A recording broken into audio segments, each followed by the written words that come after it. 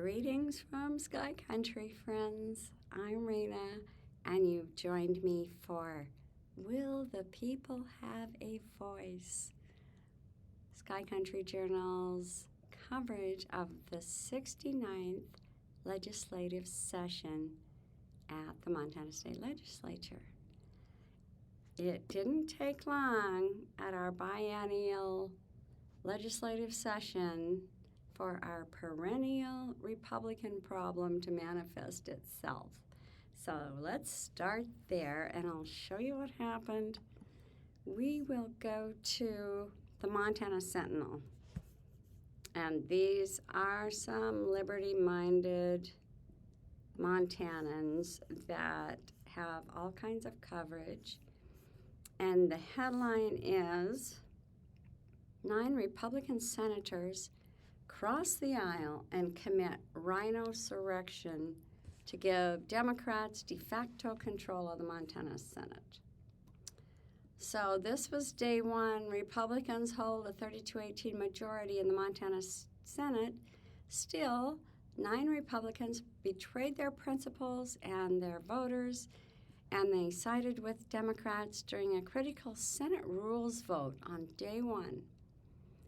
And what that did was effectively kind of loaded the committees with the Democrats or the other caucus, and left the Republican majority kind of out in the cold. So Jason Ellsworth led this insurrection, this group of Republicans who crossed over and voted with the Democrats. And evidently Jason was president of the Senate last session, which was 2 years ago. And this session he was replaced by a very bright young man named Matt Rieger. And I don't know, I'm not going to speculate on his motivation, but he definitely threw a monkey wrench in the Republican majority's reign on the Senate.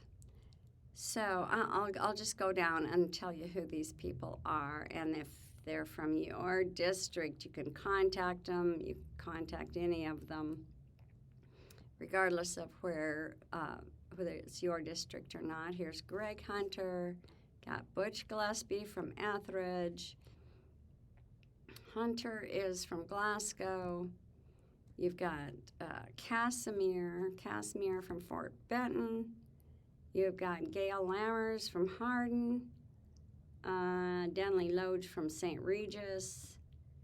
Wendy McCamey from Great Falls. Russ Temple from Chester, and you've got Shelley Vance from Belgrade. Those 9 are on,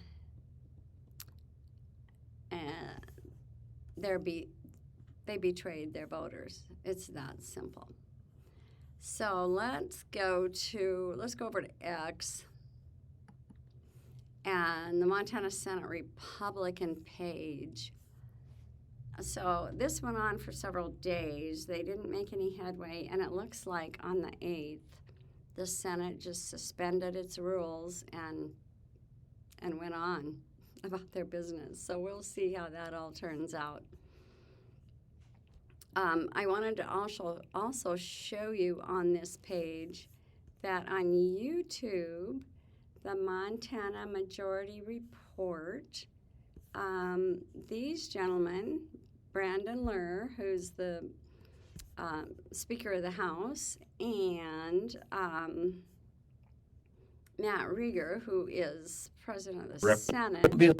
Being elected, that's going to affect the state. Have this little podcast, and I think it will be fascinating. Anyway, you get a look at the kind of bright young people that have gone in all earnestness to the Montana legislature only to be betrayed by a bunch of cronies who are beholden evidently to their donors.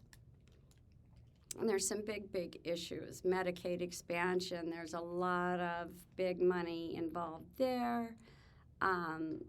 Judicial reform is a hot topic. And of course, all of the property tax issues going on are going to be, there's a lot at stake. So the stakes are not small, and the backstabbing has only just begun. Also, I wanted to show you on this page Montana Senate Republicans. You can actually sign up for their newsletter. And then I wanted to show you up here.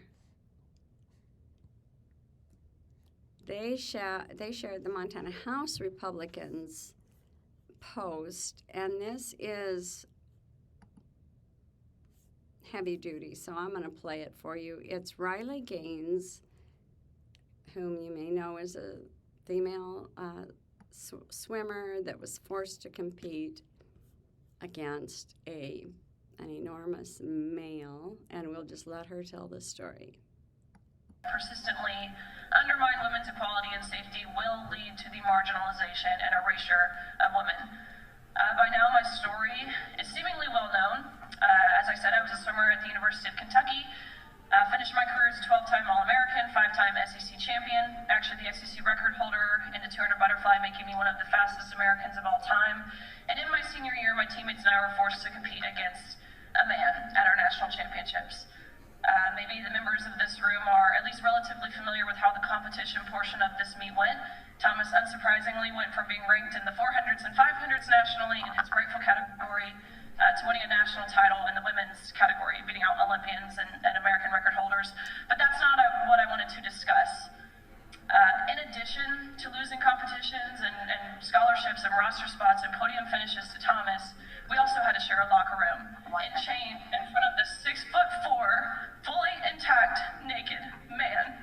And as I have testified previously, we were not forewarned, we were not asked for our consent, and we did not give our consent to this exposure and simultaneously our own exploitation. Imagine if all spaces were co-ed prisons where women are substantially at a greater risk of abuse, co-ed shelters, rape crisis centers, co-ed rooms, locker rooms, and changing spaces where minor girls would be changing with adult men, co-ed dorms, co-ed fraternity Greek housing, the end of sororities altogether. It's hard to imagine, but yet it's not, because it's the world of which we were living in.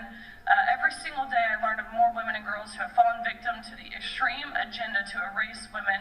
It has gone too far, and Montana women should not have to imagine a society where sex-based protections don't exist. So rather than sitting idly by, I implore you to take the horrible assault on women seriously, to stand up and take action to protect women's privacy, safety, and opportunities by implementing HB 121 in your state.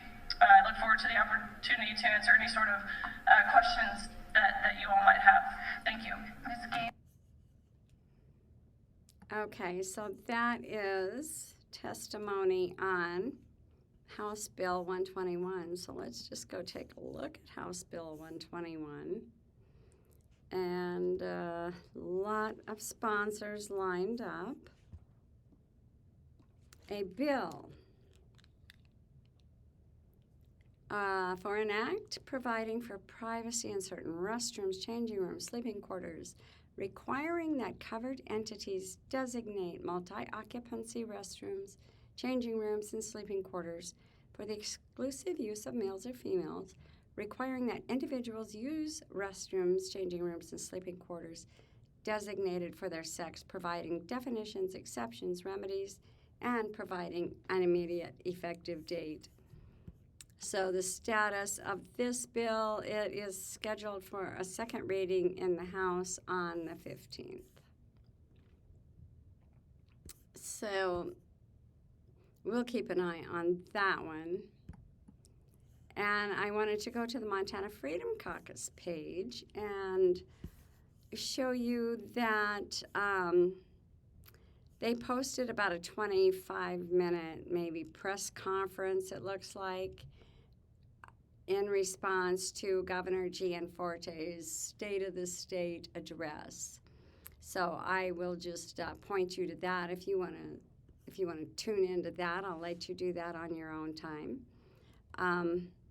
Montana Freedom Caucus.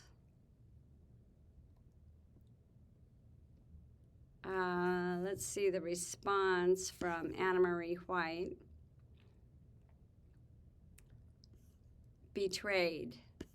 The Out of Line 9 recall petition effort now in progress. And so there they are, the Out of Line 9, and apparently a recall petition has been launched.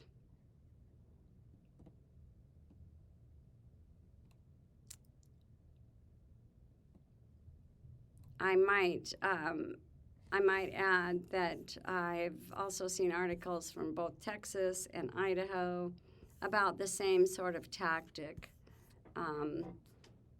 Democrats cannot win in the popular vote. Republicans send a majority session after session.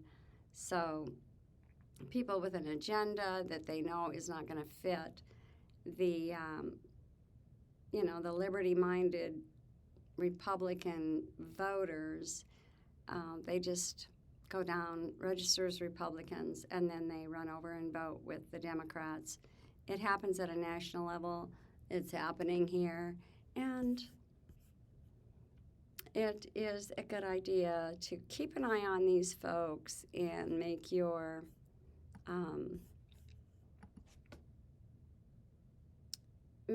feelings known. Of course, we're very civil here. I can't be in politics because I come from an old family of bar brawlers. So, yeah, I just have to stay and comment from afar. So that'll do for today. Comment down below. Leave a comment. We can have a dialogue. Let me know what you're watching. And if you contact your senator or House of Representatives, and just let them know that you support their best decisions, and you'll definitely be watching their votes. Thanks. I'll see you out there.